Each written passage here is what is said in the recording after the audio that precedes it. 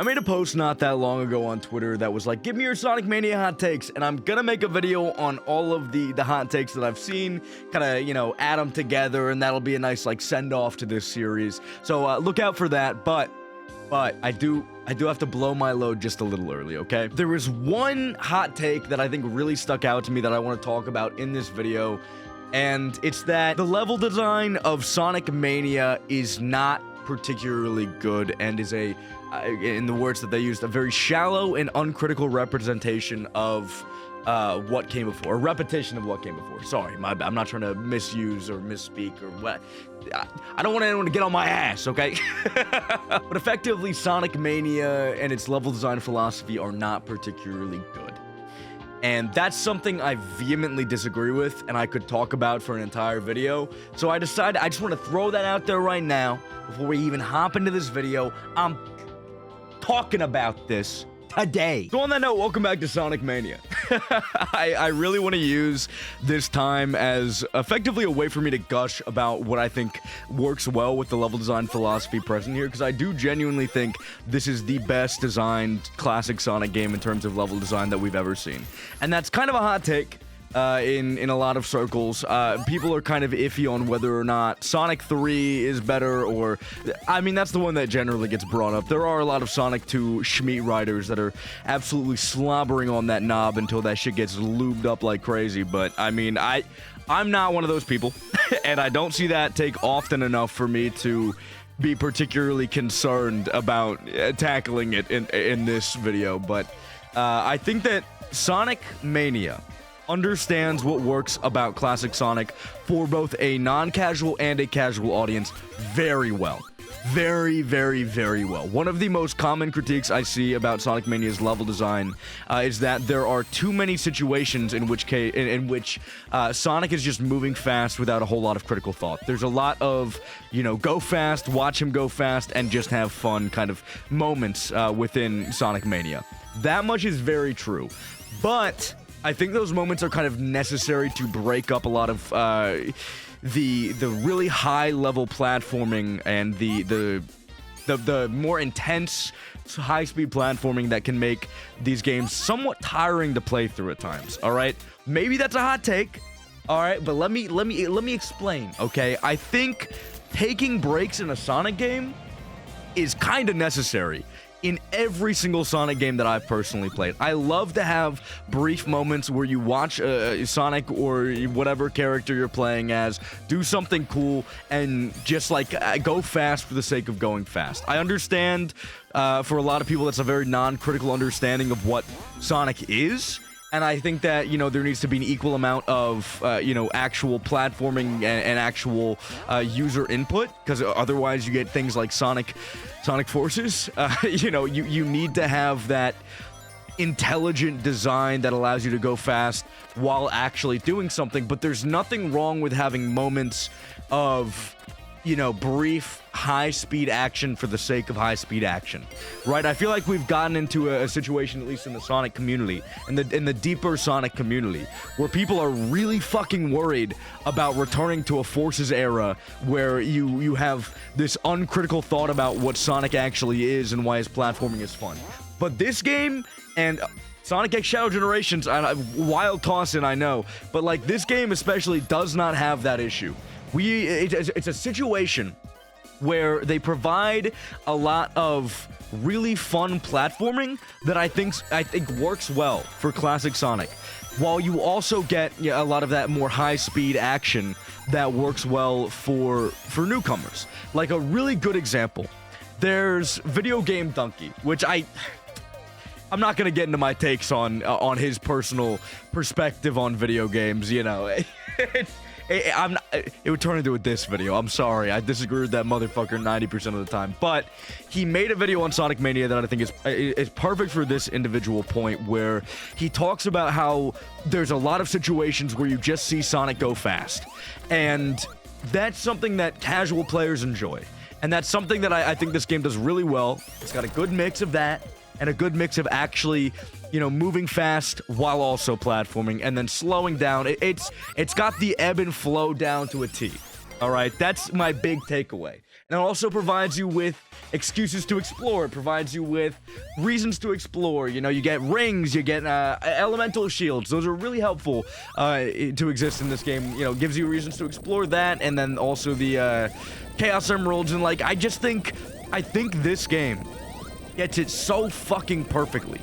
I don't think there's an uncritical understanding of what makes Sonic work, and I don't think the existence of those sections where you go fast just for the sake of going fast is unnecessary, nor is it poorly designed and poorly placed. If anything, it shows a very critical understanding of what made classic Sonic games work for a lot of people, and what makes Sonic work for a lot of casual audiences. I genuinely think that's very, very, very, very important to what makes this game work, not only for people that love classic Sonic, but also for people that didn't really fuck with Sonic at all during this time. You know, beyond the fact that it was kind of an oasis in a shitstorm of terrible Sonic content, right? It is beyond that an amazing game in terms of understanding what makes classic Sonic work for the broadest amount of people within the gaming sphere. I think that's something we should give this game flowers for. I think it's something that this game absolutely deserves to have respect for, whether or not you personally enjoy the kind of, I don't know, direction that this game goes in terms of level design. That's entirely up for debate, and it's entirely fine if you sit down and say that this game killed your grandma and the level design is the worst piece of shit because of that, and I don't fucking care. I actively do not give a flying shit. Flying fuck. I keep fucking up these super important moments in my YouTube content career, where that could be such a great clippable moment, you know. Oh, everyone X2C could watch that and be like, dudes, this is so fucking cool, you should go subscribe to Sendo DX. Or, you know, fucking Ludwig could be like, this is awesome, if only his alcohol blood content was higher, that would have been way better content. Let's get it even higher, boys. That was a wild. Maybe I shouldn't comment on that situation, but like, I don't know. Every single time I have a situation where I'm speaking and it's going well, and it sounds like I'm a fluent English speaker. It goes down, bro. It goes downhill, and I'll never recover. And then everyone unsubscribes, and everyone. Why are you still watching me, bro? Why are you watching me when I'm a terrible YouTuber that does terrible, terrible, terrible jokes?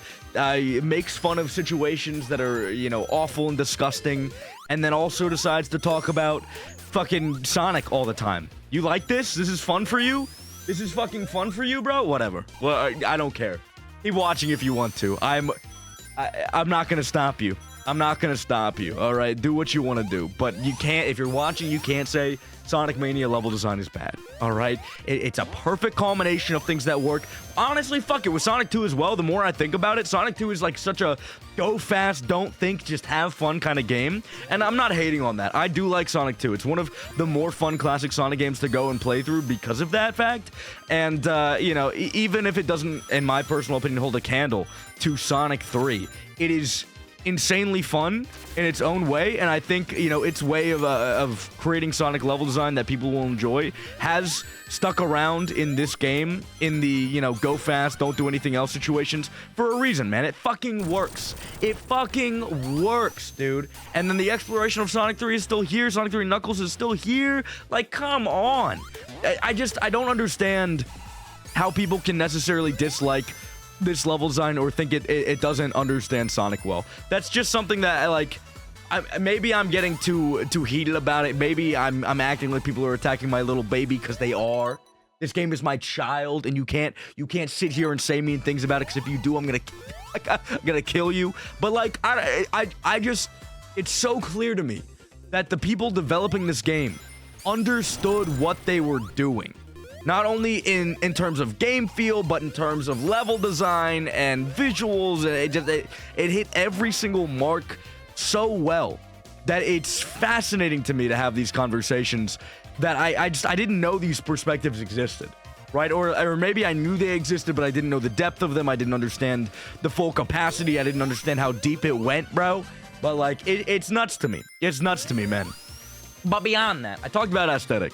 Aesthetic's something else that's come up recently that I didn't know people hated the aesthetic of this game. I don't love it, man. I think it could have been a little better. I think that for me, Sonic 3 Knuckles, I love the sprite. Is that the first time I've died? Nah, it couldn't be. It couldn't be, right? Anyways, as I was saying, I think Sonic 3 has like a really great sprite, and I kind of wish this game, I don't know, followed a little more suit in that. Like it's got the Sonic 1 and Sonic 2 aesthetic, and I don't think the sprite is bad. If anything, the sprite was so good, and the general aesthetic of this game was so good that a lot of fan mods and fan content took it and just like ran with it, and the result was that it felt super overused and overplayed in a lot of fan content.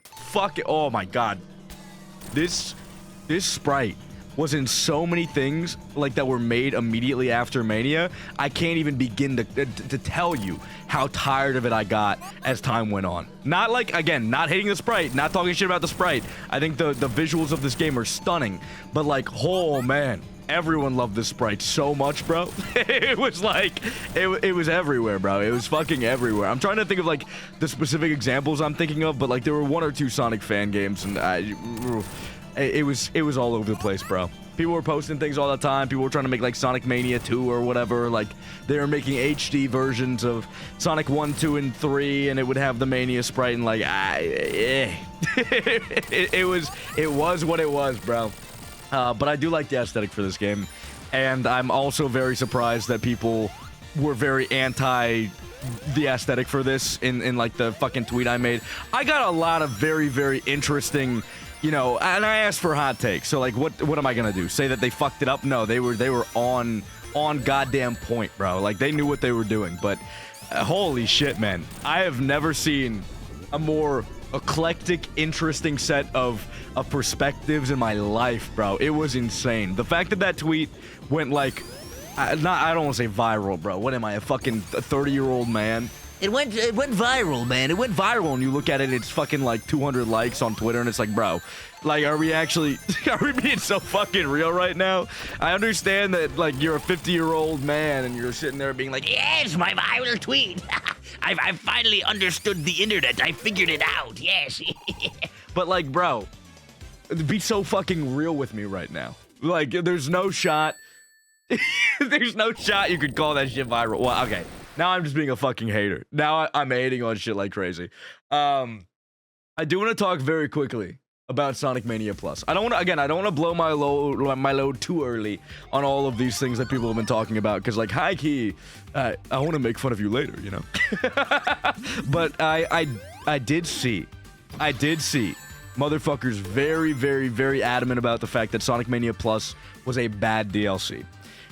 And I do want to say, I want to remind you guys, Sonic Mania Plus was $5. It was $5. Is that 1/4 of the price of the base game? Yeah.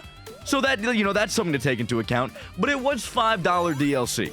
And what did it give us? It gave us Encore Mode, which was, you know, it was alright. It wasn't fucking insane or anything. It was a slightly altered way to play the game. So if you've played through the game once or twice or 3 times or 4 times or 20 times and you want to have a slightly different experience, bada bing, bada boom, there you go. You can have, you know, a cute little different experience. I think the special stages in Encore Mode fucking suck.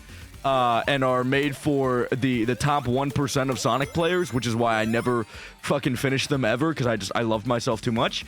But otherwise, I think it was like it was a very, very fun, enjoyable way to experience the game again, with the, you know, the added stipulation that you could switch between characters and do a lot of cool shit, and there were secret hidden paths for depending on what characters you had access to. Like, that's fucking cool.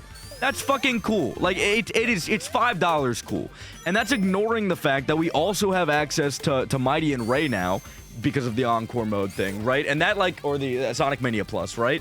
And those characters mean a lot. I think people are they are dismissive of the fact that the character you play as in a classic Sonic game drastically alters the experience that you're going to have. You have Sonic, who now has the drop dash. He used to be just kind of like the standard status quo, like you'd play as him if you wanted to have the most neutral experience in your life, right? But then they added the drop dash, and now he's like the fucking insane speedster character, where if you want to speedrun the game, bam, there you go. You can go insanely fast with him. Tails is like the easy mode character that you can just kind of breeze through the game with. You don't have to stress or worry too much. And then you have Knuckles, who's like kind of the hard mode and tends to have his own like paths because he's fucking, I don't know, strong or whatever. And he breaks through walls and shit, right? And then you have Mighty, who I think might be one of the more uninteresting characters just because he has kind of like a ground pound and then he doesn't get hurt by spikes the first time you run into them. And that's okay. That's nothing crazy. I personally really enjoyed him as a character just because he had access to the ground pound, and I'm a big proponent for ground pound or like a bounce in a Sonic game pretty much. It felt like a semi-equivalent to a bounce, right? But with that said, how am I this fucking bad at hitting this boss, bro? It's fucking embarrassing at this point. With that said, we also got Ray. We got Ray in Sonic Mania Plus 2. And that fucking character, bro, is actually the best thing I've ever seen in my life. The best thing since sliced bread, dog. It is effectively the Mario World cape in a Sonic game. Do you understand the ramifications of that? It completely changed the fucking game. It changed the experience 1000%. So not only do you have Encore mode, which is a really interesting and different way to experience Sonic Mania, but then you also have Ray, who completely changes the fucking experience. That's worth $5 for me. I don't know if maybe, like, that's a weird take. Maybe I'm glazing the game too much, or that's what people are gonna say. I don't fucking know. But Sonic Mania Plus felt like a $5 DLC to me. It felt like it was worth the asking price. I don't understand what people were exactly asking for.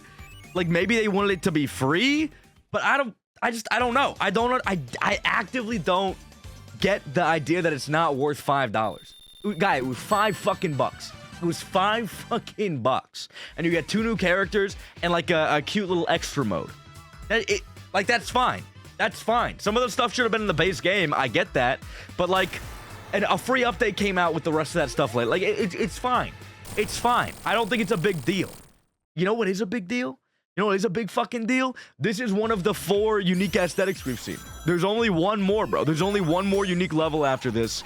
And that's really unfortunate because we had seen literally every single unique aesthetic outside of, I believe, Press Garden. No, we even saw that before it came out. I think they were releasing like music and shit. And we got to see a little bit of Press Garden because they wanted to show off that, hey, T-Lopes knows what he's doing. And, show off the fact that he knows what he's fucking doing. They did, bro. T-Lopes, I don't think he's ever missed. I don't think he's ever missed at all. And the fact that Sonic fans love him as much as they do, in spite of the fact that they fucking hate everything, is evidence enough that he kind of knows what he's doing. I think I've seen one motherfucker, 2, actually say mean things about T-Lopes, and one of them was the composer for the Sonic R soundtrack, which, like, come on, buddy. You've done one game. I know you've done like a really fucking cool game that everyone talks about the soundtrack for. Like, I know Sonic R is kind of the Sonic franchise's soundtrack baby, if you will. It's the go-to for showing like, oh my god, Sonic music can be fire. Sonic music can be like insane, not even like video gamey music. It can be real music you'd go back and listen to and play in the car while someone's listening, you know. Like, that's one soundtrack, bro. And T-Lopes has been sitting here fucking blowing our minds, doing crazy, insane shit. Like, let's simmer down. Let's not talk too much shit, big dog. Let's not get our britches too big, all right? Let's not start feeling ourselves that much, all right? That's my takeaway on it. And then I saw, like, one person in my little hot takes tweet be like, I don't like the soundtrack of Sonic Mania at all. I think T-Lopes is dog shit at what he does. And that fucking blew me away. That is the first time I've ever seen someone say anything even remotely close to that, and I think there's a reason for it. Like, that's some crazy cuckoo for Cocoa Puffs. I just got out of the asylum and might need to go back type shit. I'm not gonna lie. I just don't. I can't agree. I can't agree at all. I think that's fucking crazy. T-Lopes could have my firstborn child if he asked. He's done enough. He's done enough to make me feel like it's warranted, bro. He can have whatever he wants. Fuck it, fine. He can have my asshole. I don't care if he wants it. He can have it. He can take anything. Anything his heart desires that I can give, I'll do it, bro. I'll do it. Anything that I can fathom giving, $1 million, you know what? I'll fucking work towards it, big dog. I got you later. I got you later, bro. But yeah, that was That was the last, or one of the last, second to last? Second to last. That's the fucking phrase I was looking for. Unique zone in this game. And now we are back into the fucking previously seen zone trenches, if you will. I forget exactly, fuck, how many, what zones do we even have left? I know Oil Ocean is next, spoiler alert. That's gonna be a whole conversation on its own, because people hate that fucking zone. And then after that, we have, like, one more zone? Two more? No, two more zones. Two more zones. Okay, we're getting there. We're getting there. Yeah, 4 more zones. Oh my god, how many? I can't fucking count. We have a lot of zones left. But we're getting there. We're getting there.